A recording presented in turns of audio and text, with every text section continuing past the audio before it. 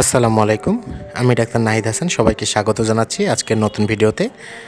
আজকে আমি যে বিষয়টি নিয়ে আপনাদের সামনে আলোচনা করব সেটি হচ্ছে রমজান মাসে গর্ভবতী মায়েদের রোজা রাখার বিষয় নিয়ে।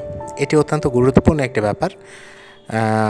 অনেক পেশেন্ট আমাদেরকে জিজ্ঞেস করেন যে স্যার আসলে এই সময়টাতে আমাদের রোজা রাখা ঠিক হবে কি না, রোজা রাখলেও সম্পূর্ণ রোজা আমরা করতে পারবো কি না। তো সব বিষয়গুলো নিয়ে একত্রে আমরা আজকের ভিডিওটি সাজিয়েছি।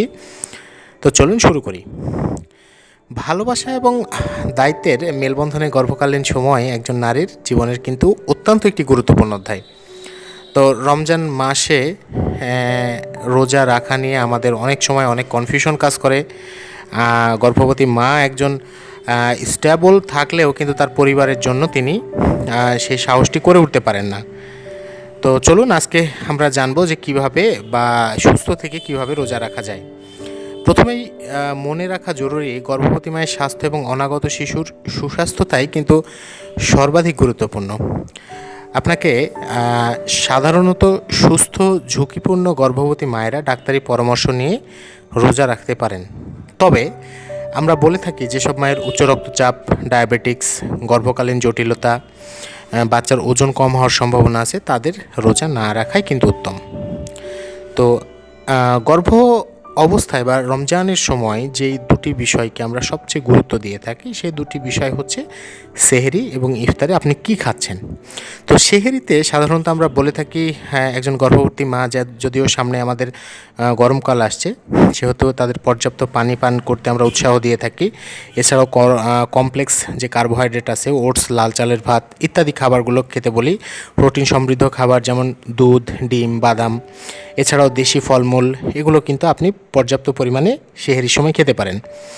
ইফতারে আমাদের দেশে যে ট্র্যাডিশন আছে সেই ট্র্যাডিশন অনুযায়ী আমাদের ভাজা পোড়া না খেলে ইফতারটা খুব বেশি একটা জমে না। তো গর্ভবতী মায়ের জন্য এই ইফতারের ভাজা পোড়াটা আপনাকে অবশ্যই এড়িয়ে চলতে হবে।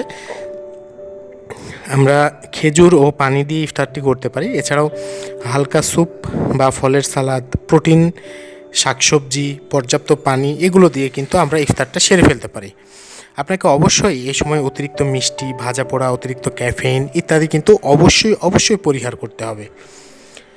তো এছাড়া গর্ভকালীন অবস্থায় রোজা রাখার সময় যদি কোনো মায়ের মাথা ঘোরা, দুর্বল অনুভব করা, প্রস্রাবে জ্বালা পোড়া, বাচ্চার নড়াচড়া কমে যাওয়া, যদি এই লক্ষণগুলো দেখা যায় তবে সঙ্গে সঙ্গে আপনাকে কিন্তু রোজা ভেঙে ফেলতে হবে এবং অবশ্যই একজন বিশেষজ্ঞ ডাক্তারের পরামর্শ নিতে হবে।